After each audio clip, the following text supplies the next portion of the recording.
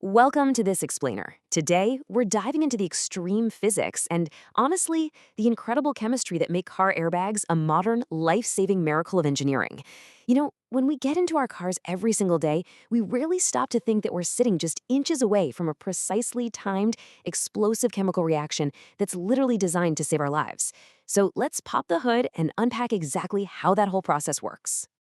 Here's our roadmap for today. We'll be hitting 5 key areas: the physics of survival, the chemical engine, the millisecond mechanism, real-world impact, and finally, essential safety rules. All right, let's jump right into section 1, the physics of survival. So picture this. When a car crashes, thanks to basic physics, the person inside keeps moving at the vehicle's pre-impact speed until something inevitably stops them. Basically, if you're going 60 miles per hour, your body is still traveling at 60 miles per hour even after the car hits a brick wall. Which raises the ultimate terrifying question, right? How do you actually survive an instant stop? Well, the answer lies in the impulse momentum theorem. Now, I know it looks like a complex equation, but the concept is actually incredibly intuitive. Think about it. In any given crash, two things are basically set in stone: your body's mass and the speed you are traveling. Because of this, the total impulse, or the sheer amount energy your body has to absorb, is totally fixed. You can't change it.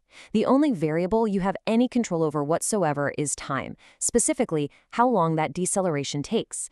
So the only way to reduce that deadly crushing force on your body is to literally stretch out the time it takes for you to come to a stop.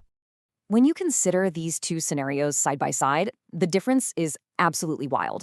If you strike a rigid steering wheel, you come to a dead stop in just a few milliseconds. All that fixed force is concentrated on tiny, fragile contact points, like your skull or your sternum. Yikes. But a fully deployed airbag, that gives you about 30 centimeters of depth. That seemingly small cushion actually extends your deceleration time by a factor of 10. And by increasing the time by 10 times, it drops the average force on your body by 10 times. Plus, it takes that newly reduced force and safely spreads it out evenly across your whole face, head, and chest. It's a total game changer. Okay, moving on to section 2, the chemical engine. So it's a super common myth that airbags are just balloons filled with compressed gas hiding inside your steering wheel. But actually storing enough pressurized gas to fill a cushion instantly, that would require a bulky, heavy, and honestly really dangerous high-pressure cylinder. The reality is way more fascinating. Modern airbags actually contain a solid chemical propellant that literally burns to create gas on demand. It's chemistry in action. For decades, the classic airbag system used this completely self-contained three-step reaction, starting with a chemical called sodium azide.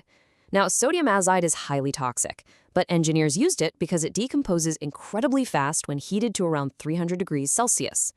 First, it burns to rapidly fill the bag with completely inert, breathable nitrogen gas. But that burn leaves behind dangerous, highly reactive sodium metal. So step 2 has to activate instantly. Potassium nitrate kicks in to neutralize those dangerous metallic byproducts. Finally, in step 3, silica reacts with the leftovers to lock the remaining residue into totally harmless, stable silicate glass.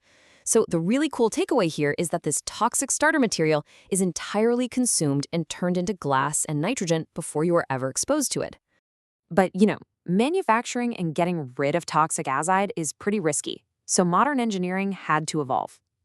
Today, the industry standard has moved to non-azide propellants, primarily guanidine nitrate.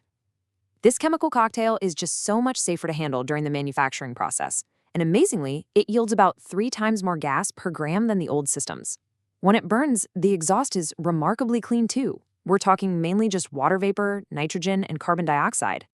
All right, let's shift gears to section 3, the millisecond mechanism. Okay, this timeline is absolutely mind-blowing. To put things into perspective, a literal human blink takes about 100 to 200 milliseconds. Now think about what happens in a fraction of that time. At absolute 0 milliseconds, microsensors detect the crash. Between 5 and 20 milliseconds, the car's computer algorithms verify, yes, it's a real crash, and make the decision to fire. By 25 to 60 milliseconds, the solid propellant burns, tearing the bag out of the steering wheel at speeds well over 100 miles per hour. And finally, between 60 and 200 milliseconds, just as your body hits the bag, deliberate vent holes let the gas escape. This absorbs your energy like a giant deadbeat cushion so you don't bounce right back off of it. The entire deployment happens before you can even finish closing your eyes. No way, right? And what's really wild is how incredibly smart the system has become. Since around 2007, advanced dual-stage inflators have been the standard. Basically, the car's engine control unit acts as the brain. If it detects a minor crash, or maybe a smaller occupant, it might only fire a 70% partial charge. But for a severe, high-speed impact, it can fire both stages in rapid succession. It is literally tailoring the explosive force of the airbag to perfectly match the exact severity of the crash, all in real time. Let's see what this means in practice with Section 4, Real-World Impact. So the absolutely crucial concept here is what engineers call the multiplier effect. Consider this. An airbag alone reduces your fatality risk in a frontal crash by 34%. A seatbelt alone reduces it by 50%. But when you combine the two, that risk reduction jumps to a massive 61%. This brilliantly illustrates a fundamental truth we all need to remember. Airbags are designed strictly as a supplement to seatbelts. They are definitely not a replacement. An unbelted occupant can easily be thrown right into a deploying airbag at exactly the wrong moment, which is exactly what we want to avoid. Because of this incredible supplemental engineering working right alongside seatbelts and crumple zones, the National Highway Traffic Safety Administration estimates that frontal airbags have saved a staggering 70,059 lives cumulatively through the year 2019. Think about that. That is enough people to fill a massive football stadium, people who walked away from what otherwise would have been completely unsurvivable impacts. And hey, the technology hasn't just stood still. It's expanded way beyond just the steering wheel and the dashboard. Today's modern vehicles are essentially a cocoon of specialized airbags. You've got side torso bags to protect your chest and abdomen, curtain airbags drop down from the roofline to protect your head in side impacts, and they are shockingly effective in rollovers. Rollover curtains alone show a 41% fatality reduction. There are even knee airbags now to prevent lower extremity injuries and help keep your whole body perfectly positioned during a crash. Which brings us to our final part, Section 5, Essential Safety Rules. We do have to acknowledge the elephant in the room. Because airbags deploy at over 100 miles per hour, they can absolutely be dangerous if the system is misused. Historical data reminds us of this, pretty grim reality. Between 1990 and 2008, frontal airbag inflation actually caused over 290 deaths. But you have to look at the context here. Nearly 90% of those were in older pre-1998 vehicles before we had those advanced smart inflators. And crucially, over 80% involved occupants who were completely unbelted or improperly restrained.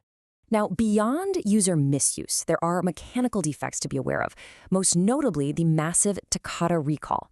In this specific case, the manufacturer used ammonium nitrate as a propellant. The big problem? Over time, moisture and heat actually caused this chemical to degrade.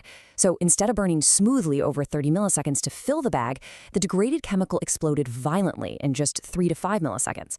This massive overpressurization ruptured the metal housings, turning a life-saving device into deadly shrapnel. It was a catastrophic failure that led to the recall of roughly 67 million inflators in the US alone. So, to ensure this incredible technology acts as the miracle it was engineered to be, rather than a hazard, you absolutely must follow these essential operating rules. First, always wear your seatbelt. That ensures you hit the bag at the exact correct time. Second, give the bag room to deploy. Sit at least 10 inches back from the steering wheel hub. Here's a massively critical one. Never put a rear-facing child seat in the front passenger seat. That single rule eliminates the largest category of airbag-induced child deaths. Keep kids under 13 in the back. And finally, take a minute to go to nhtsa.gov/recalls and check your vehicle identification number. Just make sure your car isn't hiding one of those defective Takata inflators. We've really seen how brilliant engineers took deadly toxic chemicals, violent explosive speeds, and completely unyielding physics, and somehow tamed them all to create a perfectly timed, life-saving cushion. It's honestly a huge testament to human ingenuity that we can strap a controlled explosion just inches from our faces and trust it to save us in a fraction of a blink. Which leaves us with a pretty fascinating question to ponder. What other incredibly dangerous forces out there are just waiting to be engineered into our ultimate protection? Thank you so much for joining me on this explainer, and stay curious.